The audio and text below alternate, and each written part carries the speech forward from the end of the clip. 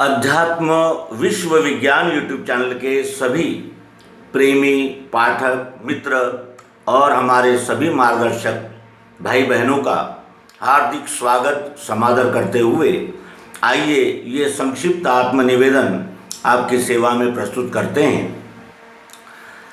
पहला प्रश्न यह है कि ब्रह्म सत्य जगन मिथ्या, इस विषय पर फेसबुक पर काफ़ी चर्चाएं हो रही है और उसको अनुलक्षित करते हुए हमने इसके पूर्व भी एक स्वतंत्र एपिसोड इसी विषय में प्रस्तुत किया हुआ है।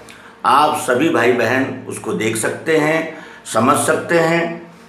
फिर भी यहाँ इस अंक में संक्षिप्त उसका निर्देश करेंगे और इसलिए आवश्यक है क्योंकि जितने प्रकारों में ये दुनिया बटी हुई है उसमें ये भी एक यानी मुद्दा है, ये भी एक पॉइंट है और इस पे भी हमारे मानव जाति में काफ़ी बिखराव है। ब्रह्म सत्य जगन मिथ्या, ब्रह्म सत्य है जगत मिथ्या है।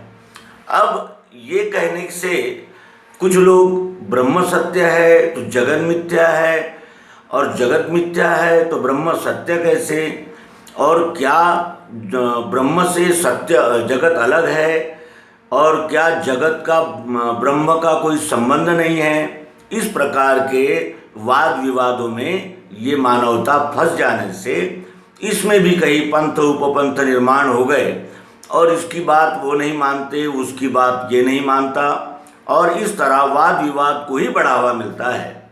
इसलिए यहाँ ये संक्षिप्त निवेदन प्रस्तुत है। ब्रह्म सत्य है जगत मिथ्या है, इसका क्या आशय है। ब्रह्म क्या है? जो प्राकृतिक है, जो ईश्वरीय है, जिसे कहा जाएगा कि जो स्वयंभू है, उसमें कोई भी बदलाव नहीं कर सकता, चाहे वो कितना भी बड़ा वैज्ञानिक हो, बड़ा विभूति हो, यहाँ तक कि अवतार भी उसमें कोई बदलाव नहीं कर सकते। जल का गुण अग्नि में नहीं आ सकता, अग्नि का गुण वायु में नहीं आ सकता और ये जो पृथ्वी जल अग्नि वायु आकाश है, इनमें से एक भी तत्व कम नहीं कर सकते, बढ़ा नहीं सकते और एक भी तत्व कम करने से भी इस सृष्टि का आधार नहीं रह सकता, ये सृष्टि नहीं रह सकती क्योंकि ये पांचों तत्वों का कॉम्बिनेशन है, एकत्रीकरण है, एकत्व है। हम इसके पूर्व भी इसमें विदित कर चुके थे कि इसमें शब्द है, स्पर्श है, रूप है, रस है, गंध है। इसमें भी शब्द है, स्पर्श है, रूप है, रस है, गंध है। ये चावत सृष्टि में है। इसमें से न शब्द कम कर सकते, न रस कम कर सकते, इसमें से शब्द नहीं निकाल सकते, रस भी नहीं, गंध भी नहीं, कुछ भी नहीं निकाल सकते। ये पांचों का कॉम्बिनेशन है, पांचों एकत्रित आए हैं, इस वस्तु के रूप में दिख रहे हैं। केवल जब हम अलग अलग करके उसको देखते हैं तब वो दिखते हैं, अन्यथा ये पांचों इसमें स्थायी रूप से है, इसमें भी स्थायी रूप से है, ये चावत सृष्टि में स्थायी रूप से है। ये ईश्वरी कायदा है, ये ईश्वरी योजना है और ये ईश्वरी ही दृश्य है। अब जगत क्या है? जैसे हम एक शरीर है लेकिन हम स्वानंद भी है, तो हम किसी के भतीजे भी हैं, किसी के पुत्र भी हैं, किसी के पिता भी हैं, हम देश के नागरिक भी हैं, हम नगर सेवक भी हैं, हम आमदार भी हैं, हम खासदार भी हैं, हम राष्ट्रपति भी है। ऐसी अनंत उपाधियां हमारे साथ जुड़ गई है। फिर हम इस जात के हैं, उस पंथ के, इस संप्रदाय, जितना आप बढ़ाते चले जाएंगे ये बढ़ता चला जाएगा। क्यों? क्योंकि ये हमने थोप लिए हैं, हम पर ये उपाधियां आ पड़ी है। वास्तविक हम तो जीव है, एक मानव है, एक मनुष्य है, लेकिन ये सारी उपाधियां आ चुकी है। तो क्या हम पिता है ये कब तक सत्य है, हम पुत्र है ये कब तक सत्य है, हम किसी के पुत्र हैं ये कब तक सत्य है, हम एक संप्रदाय के हैं ये कब तक सत्य है। और हम इस यानी कहा जाएगा कि रिश्ते नातों में और ये मेरा तेरा इसमें पड़े हैं। कब तक? जब तक इस शरीर का रूपांतरण नहीं होता है तब तक। शरीर का रूपांतरण होते ही जगत मिथ्या हो जाता है। इससे यह स्पष्ट है कि ब्रह्म सत्य है, यानी ये विश्व सत्य है, लेकिन इसमें जो मानिंदियां हैं, जो उपाधियां हैं, वो असत्य है, वो मिथ्या है। और वो भी मिथ्या क्यों है? क्योंकि उसका परिवर्तन होता है। जो परिवर्तन होता है उसको मिथ्या कहते हैं। तो क्या सुबह होती है और शाम होती है, तो सुबह मिथ्या है, शाम सत्य है, शाम मिथ्या है, रात्रि सत्य है, सभी सत्य है, वो जगत भी सत्य है। सत्य है तभी तो व्यवहार हो सकते हैं और तभी तो व्यवहार होते हैं। अगर वो असत्य होता तो क्या ये व्यवहार होते? हो सकते हैं? कभी नहीं। क्यों? क्योंकि सत्य में मिथ्या रह ही नहीं सकता और मिथ्या सत्य का निर्देशन कर ही नहीं सकता। सत्य और मिथ्या ये क्या है? सत्य है जो स्थायी भाव है, मिथ्या क्या है? जो रूपांतरण होने वाला भाव है। स्थायी भाव कौन सा है? इसमें भरी हुई मिठास, ये स्थायी भाव है। कितने भी आकार प्रकार इसके बदलते जाएंगे लेकिन इसमें की मिठास नहीं बदलेगी। चाह जरूरत प्रियत्व रूप मिठास इसमें है, इसके कितने भी रूपांतरण हो जाएंगे, चाह जरूरत प्रियत्व मिठास नहीं समाप्त होगी, वो स्थायी रहेगी। ये शरीर छूट जाएगा तो भी ये जलाने के लिए प्रिय है ही, और फिर प्रतिमा लगाने के लिए और फोटो लगाने के लिए हमारे परिवार को प्रिय है ही। इसका प्रियत्व जाता ही नहीं, केवल रूपांतरण होता है। तो रूपांतरण असत्य है ये कहना ये गलत बात है, ये झूठ है। क्योंकि रूपांतरण भी तो सत्य है। जब इसमें चाह जरूरत प्रियत्व रूप मिठास सत्य है तो ये जो बदलता हुआ आकार है यह सत्य है, ये भी सत्य है। लेकिन जो बदलता हुआ है वो क्षर गति है, और जो इसमें ओत प्रोत व्याप्त जो चाह जरूरत प्रियत्व मिठास है वो अक्षर भाव है। तो क्षर के साथ अक्षर और अक्षर के साथ क्षर ये अन्योन्याश्रित है। अगर इस विश्व से ये क्षर भाव जो दृश्य दिख रहा है इसको अगर हम अलग निकाल लेंगे तो ये विश्व नहीं रह सकता। और इसमें से अगर हम वो जो स्थायी भाव चाह जरूरत प्रियत्व रूप मिठास उसको निकाल लेते हैं तो वो भी नहीं हो सकता, क्योंकि तब भी ये विश्व रह नहीं सकता। ये दोनों अन्योन्याश्रित है और इन दोनों भावों में इस मानवता के बढ़ जाने से ही अनंत प्रकार के मत पंथ संप्रदाय उदित हुए हैं। कुछ लोग क्षर को सत्य मानते हैं, वो कहते हैं कि जो दिखता है वही सत्य है, जो दिखता नहीं वो सत्य नहीं है। और जो निराकारवादी है, निर्गुणवादी है, वो कहते हैं कि जो दिखता है वो असत्य है, लेकिन जो दिखता नहीं है लेकिन है वो सत्य है। और ये दोनों का जो यानी वाद विवाद है, दोनों का जो संघर्ष है, वही आज का ये मत पंथ संप्रदायों में बटा हुआ मानवीयता का स्वरूप है। और इन दोनों भावों को इकट्ठा एकत्रित करके उनका दोनों भावों का समाधान करने के लिए ही ये सद्गुरु युक्ति हमारे यानी जो ये कहा जाए कि परंपरागत जो ज्ञान है उसने इन दोनों प्रकृतियों का मेल तीसरा भाव पुरुषोत्तम देकर इसका समाधान किया है। क्षर से अक्षर अलग नहीं हो सकता, अक्षर से क्षर अलग नहीं हो सकता, और इन दोनों का लय संपूर्ण विश्व में होता है। यहाँ भी हम देखेंगे इसका जो रूपांतरण होने वाला भाव है, शब्द स्पर्श रूप रसगंध सतोगुण रजोगुण तमोगुण, ये सतत चक्राकार परिवर्तन होते ही रहते हैं। और इसमें जो भरी हुई मिठास है, अगर इसमें से हम भरी हुई मिठास, इसमें भरी हुई मिठास अगर निकाल लेते हैं तो आकार भी नहीं रहता, और आकार को निकाल लेते हैं तो मिठास भी नहीं रहती। दोनों अन्योन्याश्रित है। और अगर हम कहेंगे कि मीठा दीजिए तो भी नहीं मिल सकता, और ये कहेंगे कि सफ़ेद दीजिए तो भी नहीं मिल सकता। इसका नाम शक्कर रखना होगा। शक्कर कहते ही उसमें रूपांतरित होने वाला भाव शब्द स्पर्श रूप रसगंध, और सतोगुण रजोगुण तमोगुण, और जो रूपांतरित नहीं होता है, जो स्थायी भाव है इसका मिठास, वो भी हमें प्राप्त होता है। तो ये जो शक्कर नाम है वही पुरुषोत्तम भाव है, और उसी भाव का लक्ष्य कराने के लिए अवतार आते हैं। और श्री मायानंद जी चैतन्य, इन्होंने पुरुषोत्तम भाव का लक्ष्य कराने के लिए सर्वांग योग युक्ति का आविष्कार किया। और हम जो अनंत मत पंथों संप्रदायों में और मान्यताओं में, अंधविश्वास, रूढ़ियाँ, परंपराओं में जो भटक रहे थे, उनको एक स्थिरता दी, एक लक्ष्य दिया और उनका संपूर्ण समाधान किया। दूसरी शंका यह है कि ये विश्व जो दिख रहा है ये अविनाशी नहीं है, ऐसा कुछ लोगों का कहना है। तो ये अविनाशी नहीं है, ये वो किस आधार पर कहते हैं? यानी उन्होंने कुछ अनुमान लगाए, कुछ परीक्षण किए, कुछ अनुसंधान किया, उस पर से ये कह रहे हैं। लेकिन वास्तविक में अगर हम देखें तो ऐसा कोई व्यक्ति मिलता है जिसके सामने में ये पृथ्वी निर्माण हुई है, जल, अग्नि, वायु, आकाश निर्माण हुए हैं? ऐसा कोई व्यक्ति इस विश्व में है? क्योंकि इन्हीं से तो सारा सृष्टि का निर्माण हुआ है। तो ये कब समाप्त हो जाएंगे? ये केवल अनुमान ही हो सकता है।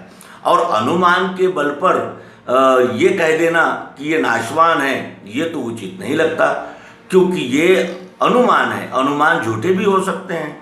हमने अनुमान लगा लिया कि ये बहुत सज्जन व्यक्ति है, बहुत सज्जन, एकदम सरल और सात्विक वृत्ति का है, और समय आने पर अगर ये यानी द्वेषी और झूठा और पाखंडी और दुराग्रही और दुष्चरित्र निकला तो क्या करेंगे हम? फिर ये कहना होगा कि भाई हमारा तो अनुमान झूठा निकला, हमारा तो अनुमान झूठा निकला। लेकिन उस अनुमान के यानी सहारे से अगर हम ये छाती ठोक कर ये कहें कि नहीं नहीं वो तो बहुत अच्छा व्यक्ति है, हमारा संपूर्ण विश्वास है, तो इसे ही अंधविश्वास कहते हैं, अंधश्रद्धा कहते हैं। और जो अंधश्रद्धा पर श्रद्धा रखकर चलते हैं उनका आज नहीं कल भ्रम निराश होता ही है, क्योंकि सत्य छिप तो सकता है लेकिन नष्ट नहीं हो सकता। चिंगारी घास के ढेर में छिपी रहती है, कब तक? जब तक वो प्रज्वलित होकर संपूर्ण घास को न जला दे। वो जब संपूर्ण घास को जला देती है तब हमें पता चलता है कि ये इसमें अग्नि थी, इसमें चिंगारी थी। चिंगारी है अग्नि की, जल की नहीं, अग्नि की चिंगारी थी। और अग्नि का स्वभाव जलाना होता है क्योंकि वो सत्य है। तो ये एक बात है। तीसरी बात यह है कि अध्यात्म विज्ञान यूट्यूब चैनल का कार्य क्या है? अध्यात्म विश्व विज्ञान यूट्यूब चैनल का कार्य क्या है?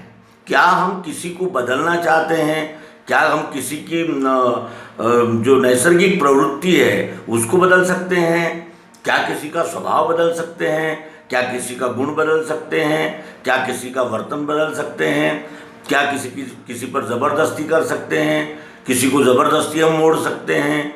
या ये हमारा दावा है कि हमारा यूट्यूब चैनल पढ़कर कोई एकदम सच्चरित्र हो जाएगा, अपनी संपूर्ण बुराइयों को छोड़ देगा? ये हमारा दावा हम कर सकते हैं। तो फिर ये प्रयास क्या है? क्यों इतना हम प्रयास कर रहे हैं और क्यों इस यूट्यूब चैनल का कार्य कर रहे हैं? इसके पीछे क्या मंशा है? इसके पीछे केवल एक ही मंशा है कि जो सनातन सिद्धांत है, जो परंपरा से आने वाला जो सनातन ये यानी अमृत है, वो जन जन तक पहुँचाए, इतना ही कर्म और कर्तव्य हमें है। अन्यथा हम कुछ भी नहीं कर सकते। क्या हम इस विश्व पर कमांड कर सकते हैं, अपना प्रभुत्व जमा सकते हैं, या किसी को जबरदस्ती अपने मतों के साथ सहमत कर सकते हैं? ऐसा तो कभी कोई कर ही नहीं सकता। क्यों? क्योंकि सभी अपना अपना प्रारब्ध, कर्म, भोग और 3 प्रकार का जो सत्वगुणी, रजोगुणी, तमोगुणी, ये जो इनमें से जो प्रमुख गुण हैं वो लेकर सभी आते हैं। हम भी आए हैं, आप भी आए हैं, सभी संपूर्ण विश्व इन तीनों गुणों में फंसा हुआ है और तीनों गुणों से सब कार्य हो रहे हैं। तो ये कह देना कि भाई ये यूट्यूब चैनल देख लेने से हमारा वर्ण बदल जाएगा, हमारा स्वभाव बदल जाएगा, हम बदल जाएंगे, ऐसा तो मुश्किल है। क्यों? क्योंकि ये प्राकृतिक है। तो फिर बदल भी क्यों कैसे होता है? जैसे हम कहते हैं कि वाली का वाल्मीकि हो गया, ये कैसे हुआ? ये इसलिए हुआ कि वो जो संवेदनशीलता थी, वो जो लवचिकता थी, वो जो मुड़ने की इच्छा थी, या जो सत्य को ग्रहण करने की जो क्षमता थी, जो सत्य ग्रहण करने के लिए जो उत्सुकता थी, जिज्ञासा थी, उसके वजह से वो वाल्मीकि बने। वरना आज तो ऐसे भी लोग हैं जो सिविल इंजीनियर है और महान आतंकवादी हुए, जो पीएचडी है मानव वंश शास्त्र में, वो हत्याएं करते घूम रहे हैं। ऐसा क्यों होता है? ऐसा इसलिए होता है कि वो अपने ही मतों से इतने चिपके रहते हैं कि न दूसरे का सुनना चाहते हैं, न समझना चाहते हैं और न मुड़ना चाहते हैं। वही वो लोग हैं जो अपने स्वभाव को नहीं छोड़ना चाहते और अपने स्वभाव में बदलाव नहीं करना चाहते। अब यहाँ एक प्रश्न और आता है कि कुत्ते की दुम प्राकृतिक ढंग से टेढ़ी है। ये तो बिल्कुल निश्चित है, ये सभी हमारा अनुभव है। लेकिन अगर कोई ये कहे कि हम कुत्ते की दुम को सीधी करके ही रहेंगे, तो वो केवल उसका दुराग्रह होता है, और वही दुराग्रह हमें परेशान होने के लिए कारणीभूत होता है। और उसी दुराग्रह में ये जन फंसे हुए हैं। वो चाहते हैं कि किसी न किसी प्रकार से हमारे मत पंथ संप्रदाय में लोग आते रहें, हमारा मत पंथ संप्रदाय बढ़ जाए और इतना बढ़े कि हम इस विश्व पर राज करेंगे। ये विश्व हमारे अधीन होगा, सब हमारे अधीन होंगे, और अगर कोई हमारे अधीन होने से इनकार करेगा तो हम उसे तलवार से मार देंगे या फिर उसको हम गुलाम बना देंगे और उसका शोषण करेंगे। ये दुराग्रह के वजह से होता है, और ऐसा दुराग्रह सत्यान्वेषी और सत्यपथिक कभी कर नहीं सकते। सत्य पर चलने वालों का एक ही कर्तव्य होता है कि वो अपने सत्य का प्रतिपादन करे निरपेक्ष भाव से, बगैर किसी लालच के, बगैर किसी भय के और बगैर किसी प्रलोभन के। सत्य प्रकट करना ये ही सत्य का अनुसरण करने वालों का कर्तव्य होता है। आगे जिसकी जैसी मर्जी, क्योंकि इतना समझाने पर भी दुर्योधन नहीं माना। भगवान शिव स्वयं रावण से जिन्होंने कहा कि ये असत्य का मार्ग है, ये अहंकार को छोड़ दे, ये अन्याय है, ऐसा नहीं करना चाहिए, इससे विनाश होगा, तो क्या रावण माना? रावण माना। कंस को नारद जी ने कितना समझाया, माना। आज भी हम देखते हैं कि ये आतताई अलगाववादी लोग हैं, इनको कितना समझाया जाता है, लेकिन क्या ये समझते हैं? समझ सकते हैं। और इनको समझाने का प्रयास करने वाले भी अंततः इसी निर्णय पर आ जाते हैं कि इनको समझाना उल्टे घड़े पर पानी डालने जैसा है। इस घड़े में एक बूंद भी पानी नहीं जा सकता। और तो फिर वही प्रश्न दोबारा से आ जाता है, अगर ऐसा है तो रत्नाकर डाकू कैसे आदर्श बन गया, और अंगुलीमाल जिसने अनंत हत्याएं की, वो हत्यारा एक दिन सत्पुरुष बन गया। ये कैसे हुआ? ये इसलिए हुआ कि वहाँ कहीं ना कहीं सत्य को ग्रहण करने के लिए स्पेस था, अवकाश था, उनमें सब कुछ था, लेकिन कहीं ना कहीं ये भावना भी थी कि मैं सत्य को जानूं और सत्य को समझूं और सत्य पे चलने का प्रयास करूं। ये कहीं ना कहीं उन्होंने अपने मन में ठान रखा था, और वो भी इसीलिए गलत मार्ग पे, असत्य के मार्ग पे चल रहे थे कि उनमें अज्ञान का अंधेरा था। वो अपने आप को ज्ञानी नहीं मानते थे। अगर वो अपने आप को ज्ञानी मानते तो गोस्वामी तुलसीदास तो एक स्त्री के उपदेश से ही पलट गए। तो ऐसा कैसे हो गया? ऐसा कैसे हो सकता है? ऐसा हो सकता है? और ऐसा हुआ, हमने देखा। तो इसका कारण है दुराग्रह छोड़ देना ही उत्तम मार्ग है, और जो दुराग्रह नहीं छोड़ते हैं उन्हें ही अहंकारी कहते हैं, और अहंकारी को सत्य का कभी लाभ मिल नहीं सकता, और अहंकारी सत्य के मार्ग पर कभी चल नहीं सकता।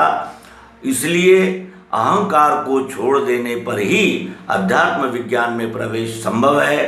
अन्यथा ये कहना कि हमारे प्रयत्नों को यश मिलेगा ही मिलेगा, ये उत्तम नहीं और उचित नहीं, और ये संभाव्य भी नहीं है। ये कहते हुए यह अल्पसा आत्मनिवेदन प्रस्तुत किया है। नर्मदे हर सद्गुरु भगवान की जय।